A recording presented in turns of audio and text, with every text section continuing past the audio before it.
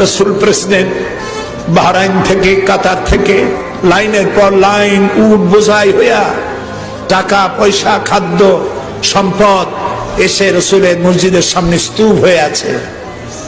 ফজর পড়ে রাসূলুল্লাহ দেখলেন এত সব সম্পদ। সকালবেলায় ফজরের নামাজ পড়ে দেওয়া আরম্ভ করলেন, গরিবদের ডাকলেন, দেওয়া শুরু করলেন। দিতে দিতে জোহর হয়ে গেছে।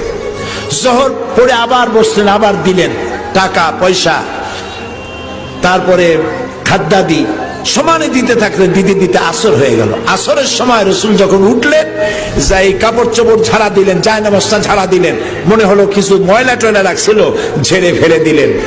ক্লান্ত শ্রান্ত ক্ষুধার্ত নবী হযরত আয়েশার ঘরে প্রবেশ করে বলছেন, আয়েশা আজকে খুব পরিশ্রম হয়েছে, খাবার কি কিছু আছে ঘরে? হযরত আয়েশা বলছেন, ইয়া রাসূলুল্লাহ, আল্লাহ